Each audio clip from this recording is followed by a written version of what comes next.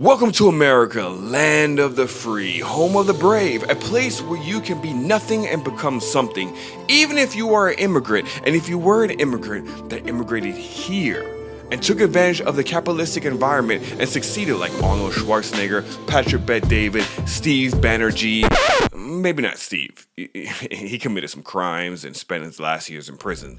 He literally went from the slums in India to becoming a multi-millionaire entrepreneur to funding hitmen to eliminate his competition. It's a sad story. By the way, he's the guy who created Chippendales. When you think of America, you think of freedom. Except that you are not actually free. You are just manipulated to think you are free to entrap you. The freedom you think you have, better yet, the little freedom you did have, you gave up after 9/11. And if you were born after 9/11, well, congratulations, you were born in an era of fictitious freedom. When 9/11 happened, we were scared as a nation and angry as a nation. Again, for all the youngins that were born after 9/11, it's probably hard to understand what we all went through during that day. The best way to describe it is, imagine if someone took down TikTok and you had no access to that dopamine. You would get angry and fearful at the same time, wondering where you're going to get your next fix.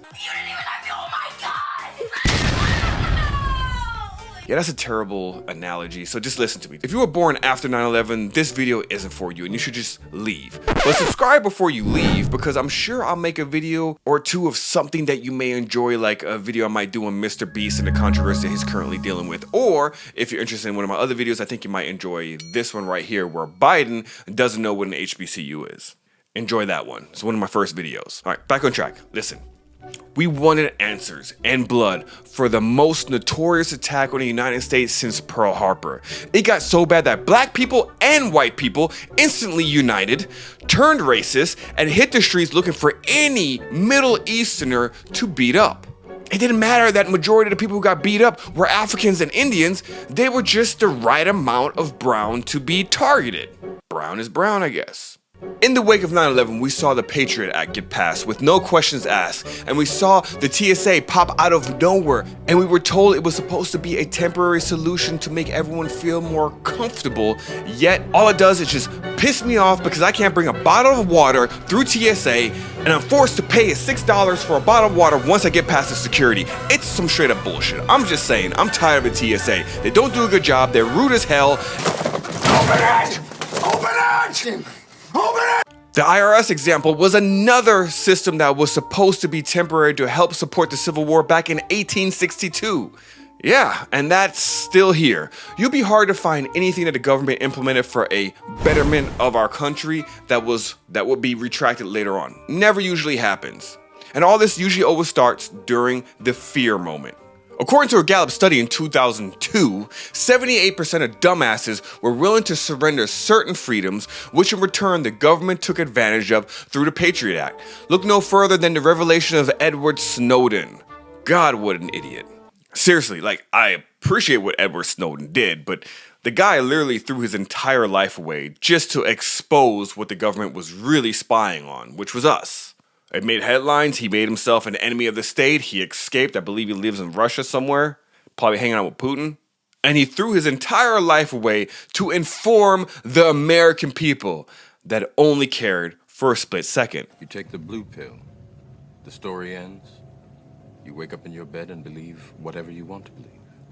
You take the red pill, you stay in Wonderland, and I show you how deep the rabbit hole goes.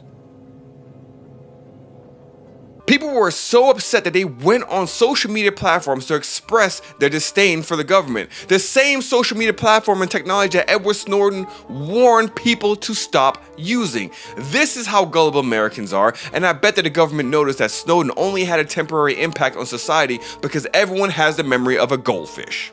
So the government knew they could overreach once again, which was displayed during 2020, and it worked. And the ones that resisted the narrative got trashed. Typical. I don't know if you remember, but there was this little pandemic that made everyone fearful to the point that they began hating each other based on who wears a mask and who doesn't wear a mask. It was a weird time in society, man. People were dying and celebrities thought this was the breakthrough that everyone needed to unite us. Imagine there's no heaven. It's easy if you try. It isn't hard to do. Nothing to kill or die for. And no religion too. It didn't help. Neither did Wonder Woman 2.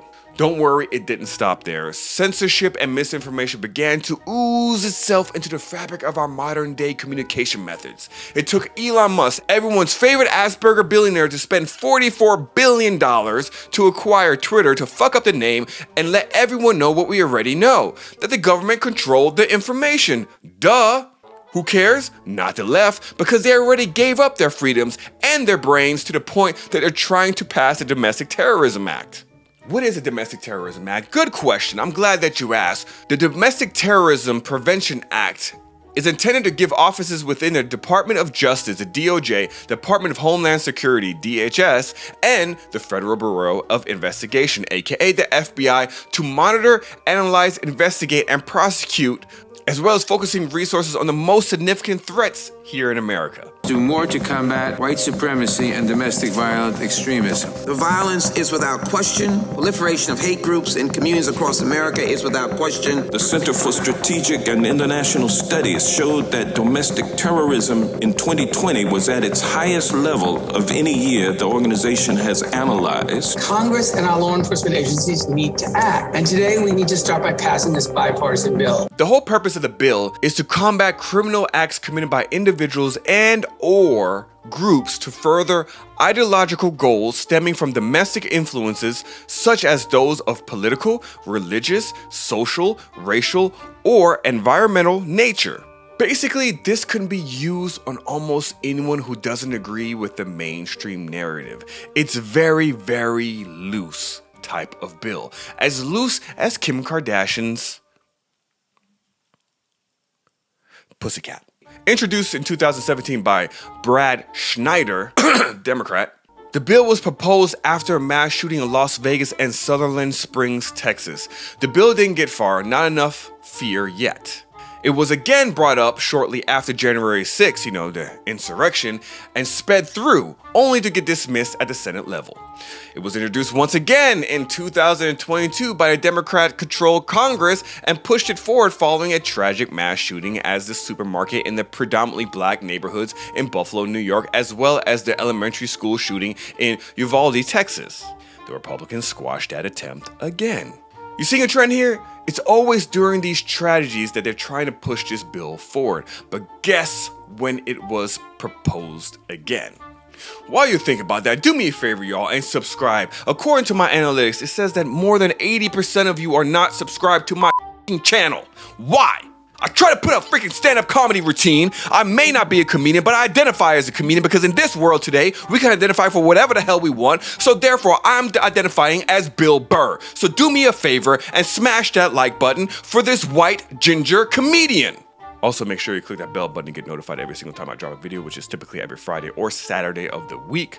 In 2023, with the rise of the fictitious, horrific incidents of domestic terrorism and hate crimes targeting religious and ethnic minorities and communities of color, the bill was proposed again, and it is currently in the first stage of the legislative process. Legislative. That's a lot of... German was my first language. There's a lot of... Like, wie geht es dir? Wo bist du? Ich vermisse dich, Mann. Ich will unbedingt wieder nach Deutschland gehen. Kannst du das verstehen? Probably sound like an angry Hitler there. This is why it's important to read through these bills. You see, they purposely try to make these bills sound complicated and boring, like trying to stay awake during one of Biden's speeches while simultaneously trying to decipher what he's saying. There to be, beginning this effort for 2021 is... I think we've learned a few lessons from last year as well. There's help as they're being there to help clear roads, rebuild main streets, and so that the families can get back to their lives. That's what FEMA does every single day. It's only a matter of time. They are so close and we're so blind that this could slip through many other bills and you won't even know about it. But it gets even better. Recently, Biden and his administration have some great plans to combat hate speech and domestic terrorism. According to some research I've done in the wake of the Israeli and Hamas war, we've seen the public turn their backs on the Israelis and beginning to support the Palestinians. Differences of opinion with what's going on currently in this sensitive topic. But the Biden administration is taking action to combat the anti-Semitism on college campuses due to an increase in incidents after the Israel-Hamas war. Incidents, what could that mean? Does that mean that these people were beating up Jews? Does it mean that these students were causing physical harm or damage to these children? Nope. The president of Harvard, meanwhile, is speaking out days after a statement released by Harvard student groups on the Israel-Hamas war was widely condemned. The Ivy League university faced national backlash after the Harvard Undergraduate Palestine Solidarity Committee published a statement on Saturday blaming Israel for the deadly Hamas attack that targeted civilians. That's considered hate speech and apparently violence. I think the anti-Israel protesters in this country are extremists. What I can say is what we've been very clear about this. When it comes to anti-Semitism, there is no place. We have to make sure that we speak against it very loud and be very clear about that. Remember, what the president decided to, when the president decided to run for president, is what he saw in Charlottesville in 2017, when he saw neo-Nazis marching down the streets of Charlottesville with vile anti-Semitic just hatred. And he was very clear then, and he's very clear now.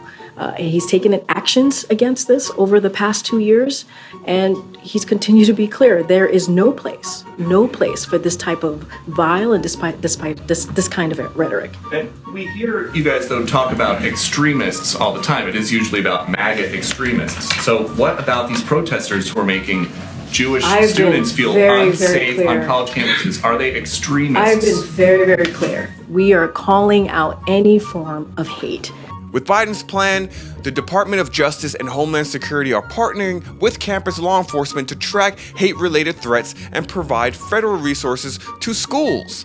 Critics, Like which people would say that? Well, I'm sure a great many Canadians, but...